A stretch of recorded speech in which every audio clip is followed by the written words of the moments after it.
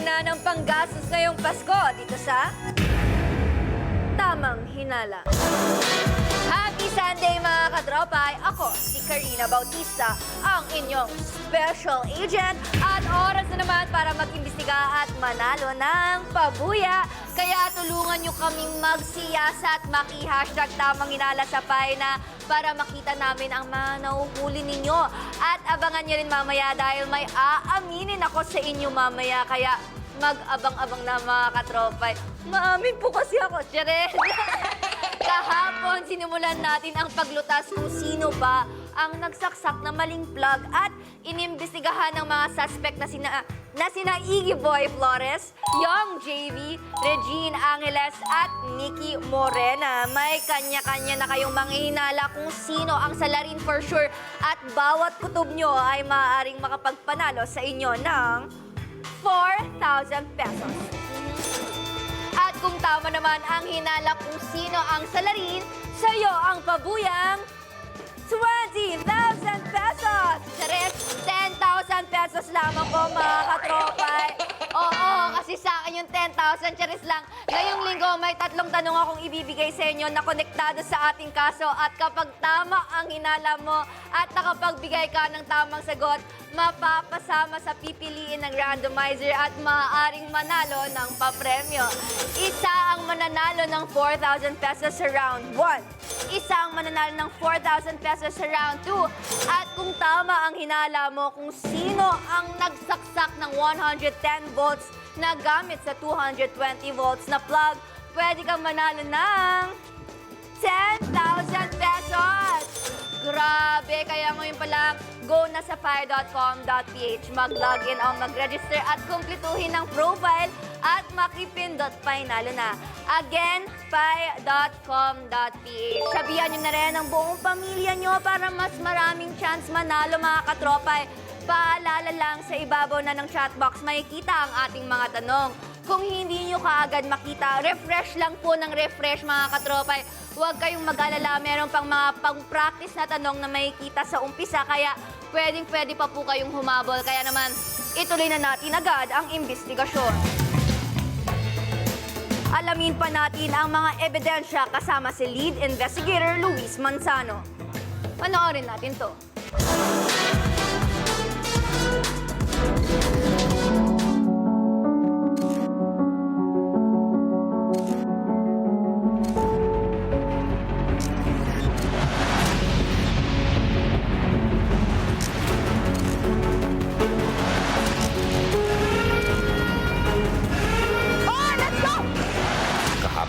Isang pasabog na kaso ang nabuksan.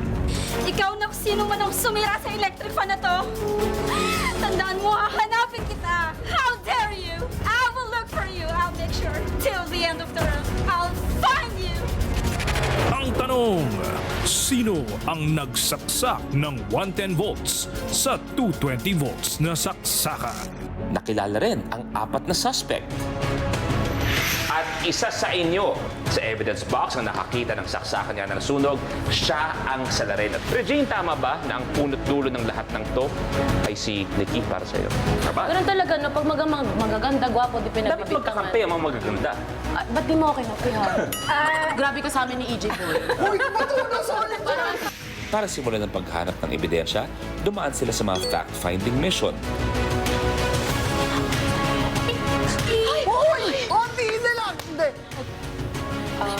I'm sorry. Ayan, okay. Medyo na ano pa ako kasi inuga na Regine yung table. Feeling ko sinasabotahay ako na Regine that time. Nakuha nila ang unang ebidensya at ang unang impormasyon tungkol sa salarin. Yun ang unang clue. Naging espesyal sa kanya ang Santa Rosa, Laguna. At may dagdag clue pa ang ating informant na hindi mahilig sa pets. Dahil siya'y asthmatic. Meron ako nakitang inconsistent si Ate Regine. Inconsistent. Nung una sinabi niya pasmado siya. First try, oo, pasmado siya. Body language siguro. And tama, same kami ni Iggy Boy, yung crucial moment sa last part. Pwedeng aksidente, pwedeng sinadya. Ako nung una si Nikki, diba? Oo. Ngayon, nagbago, si Iggy Boy. Yung parang lagi siya una nagtatanong, sino ba dito? Ako wala. Yung parang ang tingin ko defensive agad. Yung parang inuunahan kami. Feeling ko talaga si yung JV talaga. Aba, bakit si JB? Nung natapos si EJ magsabi ng comment, tinuro niya din yung parang same.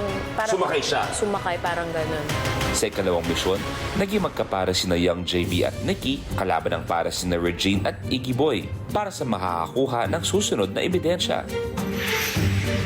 Ay! Meron? Ba't ganun? Wala. Let's go, Green! Box!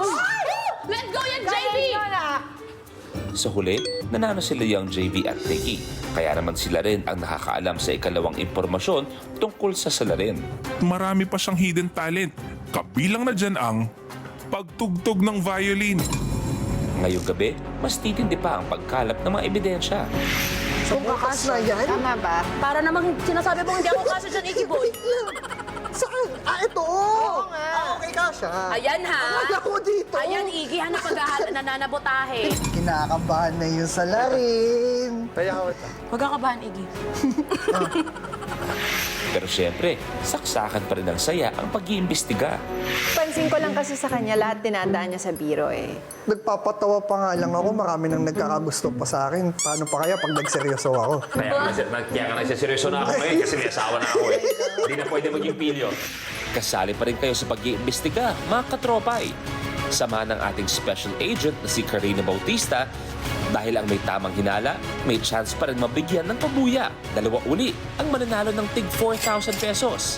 At tumutok hanggang dulo ng investigasyon dahil kung mahuli mo ang salarin, may chance ka makuha ang pabuyang 10,000 pesos.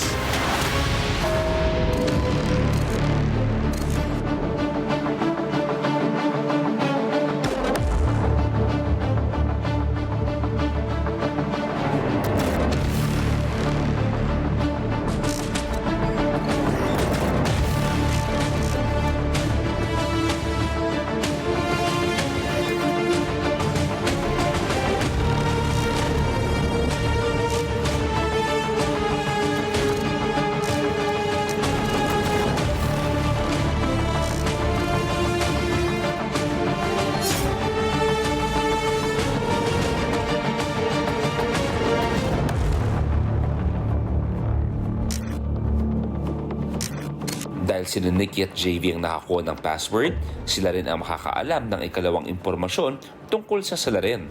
May choice kayo na sabihin kung ano yung clue na narinig niyo mula sa informant. I-share niyo ba sa kanila? Ako, feeling ko lang naman, no? Kung magiging honest tayo, hindi naman ikaw yung nagbabiolin. Kasi ako nagbabiolin. Si JV naman, knowing na musician siya, marami siyang alam na instruments. And, again, nag-aral siya abroad. So, hindi malabo na marunong siyang mag-violin. Kung feeling ko wala dito sa atin, i-share na lang natin sa kanila. Para alam para open lang. Para at least alam na namin kung anong pwedeng reaction makakatulong sa amin. Yes. Okay, so i-share ninyo. Share. Okay. Yung dalawa, papasukin na please. Tapos observe na lang ako sa facial reaction. Sige. Okay. Pero, Gentleman. Ayun. After niya akong pagbintangan. Oo, ngayon. Welcome back sa inyong dalawa. At ang pinakamaganda nakuha nga nila ang clue. In other words, pinaganda ko lang, talo kayo. Pinaganda ko lang. Pero etong pinakamaganda dyan, kung sino makakagawa ng challenge na yung kanina, ay pinarinig namin kung anong tuloy na kwento ng informant. At may choice sila na ibigay yung clue sa inyo, i-share sa inyo. So babalikan ko lang, para sigurado lang, Nikki, JV, i-share niyo ba ang clue na nakuha ninyo doon sa hidden talent ng ating salarin?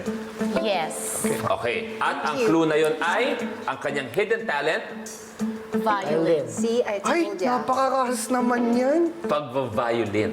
Yun ang hidden talent. Tinanong ko si Nikki, sabi niya wala naman siyang hidden talent. Ganda lang puhunan. Si JB, ang pinaka-hidden talent niya ay dati nag-hockey siya. Ikaw ba, Regine, may hidden talent ka ba? Ganda rin ba ang Ganda puhunan lang mo? talaga. Ikaw ba, Iggy, meron ba kang puhunan? Ako ang hidden sa akin yung abs ko. Nakatago lang yung abs. Sabi na eh. Sabi Hindi, minsan ba lumabas yun? Nilalabas ko lang yun sa ako. Mga piling tao lang. Special location. Ayan. Iggy Boy, hindi ako nag-isip sa kanya na marunong siya mag-play ng violin. Kaya naman oras na para malaman kung sino ang tingin niyong salarin. To be honest, yung huling mission, fault ko yun lahat. Kaya wala ako ibang pwede sisihin sa nangyari sa team namin. So ikaw ang salarin. Hindi nakakap na tayo. Kapag ako magbe-base tayo dun sa last mission, wala ibang may fault dun sa team namin, kundi ako lang. Bato, pick. Ay, meron? Ba't ganun? Wala. Pero, ako, maintain ko pa rin yung hinala ko kay Miss Reg pa rin. Pero grabe. Pinagbukas ka ng pinto kanina. Diba? Pinagbukas ka ng pinto kanina tapos sa'yo din pala babagsak. Anong gusto mo sagutin sa kanya, Regine? Sorry po, pero yun talaga. Sorry. Manda ka paglabas natin. Sorry. Nung napag-usapan yung violin, biglang nagkikwento si Ate Reg na nung wedding daw niya, may mga nagva-violin daw. Merong daw quartet, merong kung ano-ano man yun. Si Ate Reg talaga, siya talaga. Kasi hindi mo alam yung mga terms na yun kung hindi ka nagva-violin eh. Kaya ang purpose ko kung bakit ko rin siya nilagay sa Jack and Poy, kasi 50-50 chance doon. Walang chance para makapag-sabotage. Doon ka nilagay para hindi ka makasabotage. Malupit yung utak na to. Pero fault ko yung nangyari kaya kami natalo. JV, ikaw, sino yung pangalawang hinala? Si Iggy Boy kasi magaling siya mag-explain into detail. Okay. Pwedeng defensive, pwedeng hindi. Hindi, I'll play safe with you. Kasi she seems like siya yung tipong tao na parang marunong mag-violin. Kumpara sa dalawa. So again, nag-judge ako. Regine. Sino ba dito mukhang marunong mag-violin? Unahan na kita, hindi ko afford. Yeah, Sige, eto na lang. Actually, maganda yan. Maganda yung, Diba? maganda yung analysis ni Regine. Diba? Tinitin niya kung sino ang kaya o nasa mukha na pwede mag-play. Si Young JV. Dahil musician siya. Nagsusulat lang ako eh. Nagsusulat ka lang. Dito wala akong instruments. Ricky, ikaw, sino ang iyong hinala? Sorry, B, pero sa'yo pa rin talaga. Sorry dahil kasi musician eh. Pero hati ako ngayon. Medyo hati ako sa'yo tsaka kay Ate Reg. Kasi ko yung tipo ng parang afford mo mag-violin. Grabe siya. Hindi ko sinasabi na hindi mo Bakit? afford. Dahil wala akong leeg. Dahil wala akong leeg. Huwag mong gaganyan si Iggy porkit pinag-isa ang baba at katawan niya. Ako Yung naman. bayon, walang maiipit. Uy, hindi. So maganda yan Kasi ganun. Afford mag-violin. Hindi ko afford. May potential mag-violin bilang musician. Kahit afford ko, hindi ko kaya. Yung mga ngalay ako. Okay, eto na. Nakakadalawa na kayo. Last na to. Last fact-finding mission tapos malalaman na natin kung sino ang sila rin. At eto na, ang informant natin. Hindi nyo pa rin nahuhuli yung salarin? Nako, bigay na ang mga ebidensya ha. Pasensya na, medyo aburido na kasi baka kung sino pang susunod niyang saksakin. Pero ito ang pinakamalupit. Nakita ko ang...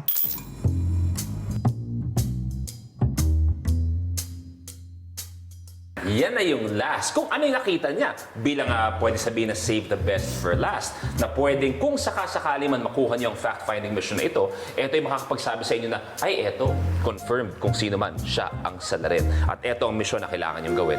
Sa scene of the crime ay makikita ang laptop na may picture mula sa salarin. Para buksan ang laptop, kailangan tanggalin sa pagkakabuhol ang dalawang mahabang extension cord habang nakasuot ang mga dulo nito sa inyong baywang. Kapag natanggal na sa pagkakabuhol ang extension cord, kailangan niyo itong isaksak sa laptop para mabuhay ito at makitang ebidensya sa wallpaper nito. Meron kayong 15 minutes para gawin ang mission.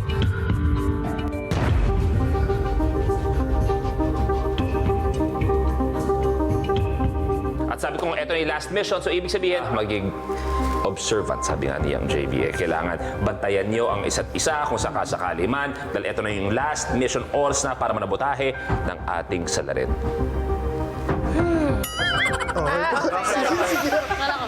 Dat. Ako lagi nilang tinuturo eh. Pinanindigan ko na. Sige, ituro niyo ako para ako yung makaano ng tamang tao.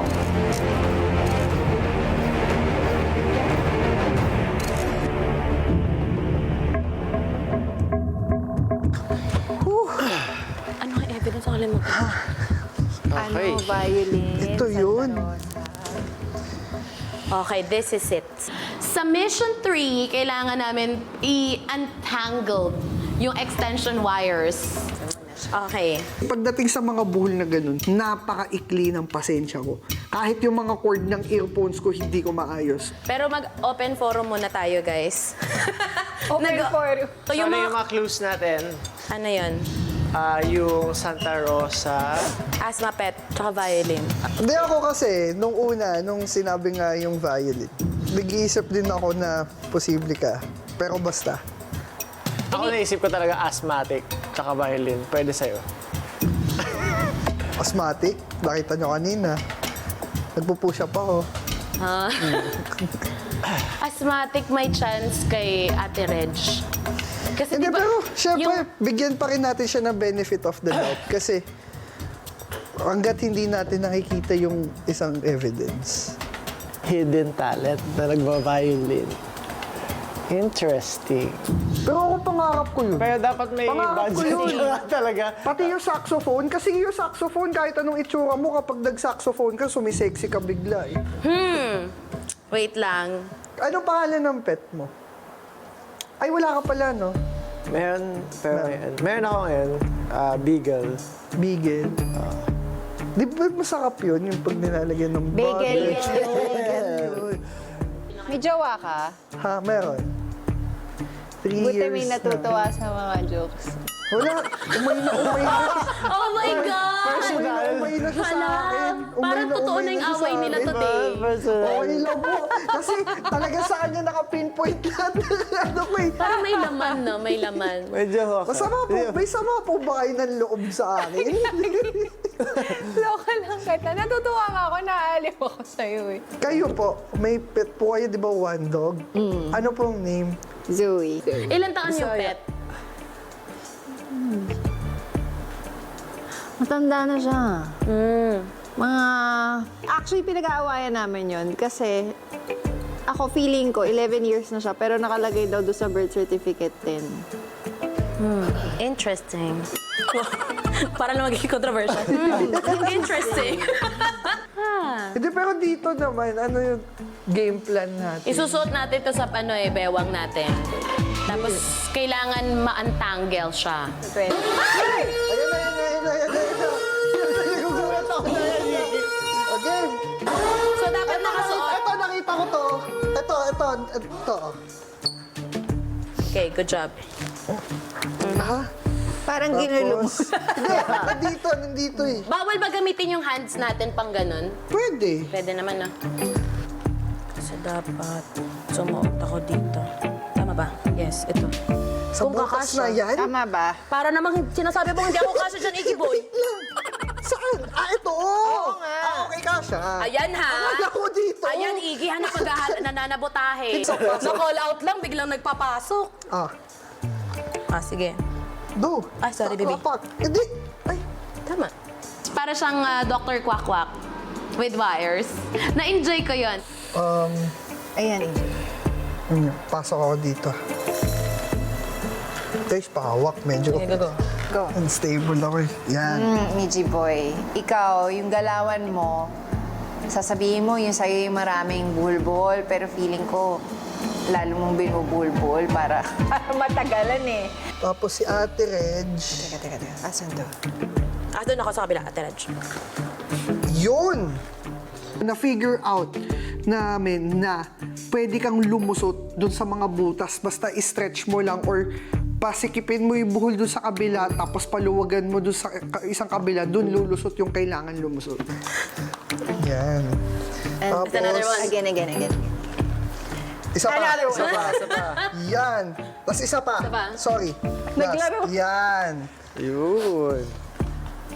Ito na. Nikki, Sorry.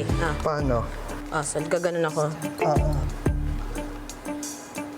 Yun, wala na ako ibang iniisip. Kumbaga, nakatanggal na yung obserbahan sila. Ang gusto ko nilang mahanap yung third clue. So, nakapokus ako dun sa pagtatanggal ng tali.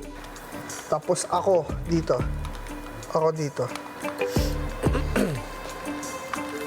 Tama ba? Ewan ko. Actually, sinadya ko na. Doon na ako naglaro na hindi na ako gumalaw. Bala kayo dyan, dito lang ako. Iikot lang ako, lilipat lang ako doon, ganyan. Pero, hindi ako masyadong gumalaw. Pinanindigan ko na ako, sige.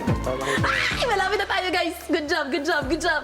Kinakabahan na yung salarin. Pwede ako, ito. Huwag ka kabahan, Iggy.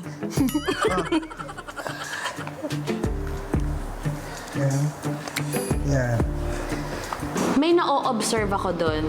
Si JV, very chill lang siya. Parang, sige guys, go lang. Si Young JB, hindi siya masyadong... Parang ako, ano lang din siya, kalmado lang siya. Yung parang, oh sige, hindi, ikaw dito, ganyan. Uy! Ay! Yun! Wait, Day, isa inyo pa. isa inyo pa. Yan na.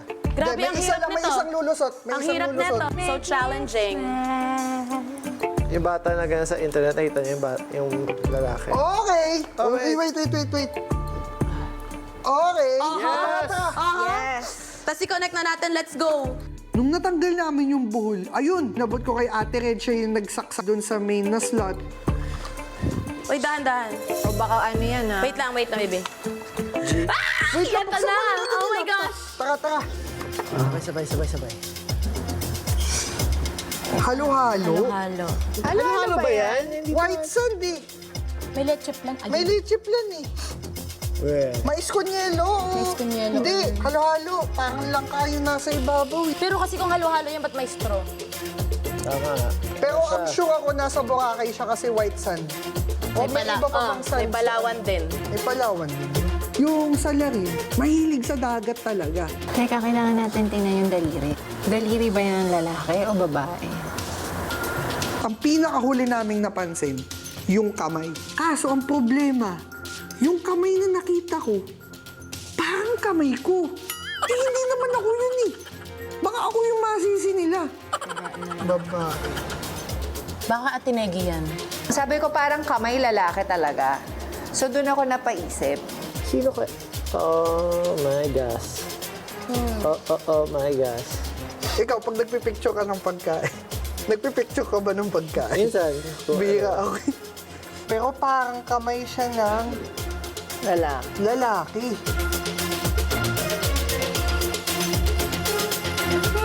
Teka lang. Baka naman yung jowa niya yan. Kunwari kung babae yan. Oo nga. Tapos, Wala, afam jowa ko, maputi jowa ko eh. Sabi ko, beach tsaka violin. Yung Jean pa rin talaga yung nasa utak ko. Kasi she seems like the type of person na marunong mag-violin, tapos marunong mag-bakasyon, mag-beach. Sino ba yung mukhang afford? Mahilig ba kayo mag-bakasyon? Ako nagbuburakay naman ako. Oo, amin ako. ako galing ako kailan lang sa Anila. May white sand din doon. Nagulat ka ako. Pero walang ganyan. Pero wala silang mga panindang. Wala silang mga resto. Walang mga panindang ganyan. Si Regine talaga. Kasi sabi niya sa Anilaw, wala daw nagbebenta doon ng mga ganyan shake. Nabanggit niya kasama niya sila Meg Imperial. That time na nag-Anilaw sila. So, ang imposible na wala kayong pagbibilhan ng food. Hilo kami. Yun na.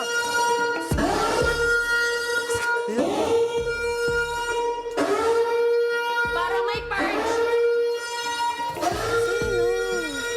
Mukhang si Regine pa rin ang hinala ng mga suspect. Tama kaya ang kutob nila? Malalaman natin yan mamaya. Sa ngayon, bigayan muna ng pabuyas mga katropay na may tamang hinala. Special Agent Karina, bigay mo na yan. Thank you, Kuya Luis. Mabilis na natapos ng mga suspect ang last mission, kaya nakuha nila ang ebidensyang picture. Pero kanino nga kayang picture yon? Malalaman natin yan maya-maya. Pero sa ngayon, sino kaya sa inyo ang makakakuha ng pabuya? Kung masagot mo ng tama ang tanong na ito, maaaring ikaw ang mapili ng randomizer at mabibigyan ng pabuyang 4,000 pesos. Kaya punta na sa pi.com.ph dahil meron lang kayong 1 minuto para sumagot sa round na ito. Okay, ready na ba kayo mga katropay? Heto na ang tanong.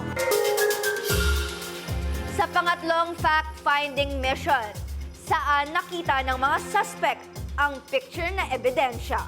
Sa TV, sa photo album, baka naman sa laptop, pwede rin naman pong sa cellphone. Panalo ang may tamang hinala, kaya naman 1-minute timer starts now.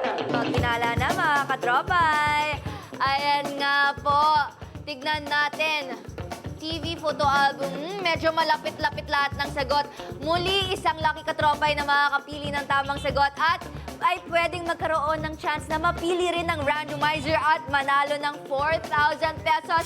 Kaya ngayon pa lang, kailangan pumunta na po kayo sa pi.com.ph, mag-register at mag-login and sumagot na gamit ang inyong devices. Very quick lamang po ito at sana kung nanonood talaga kasi kayo na kung madali na lang to malaman kung saan nila nakita ang ebidensya. Pero alam nyo, balikan natin ang mga suspects natin. Medyo dalawa kasi same ng personality. Yung dalawa naman, parehas ding komedyante. Kaya medyo mahirap.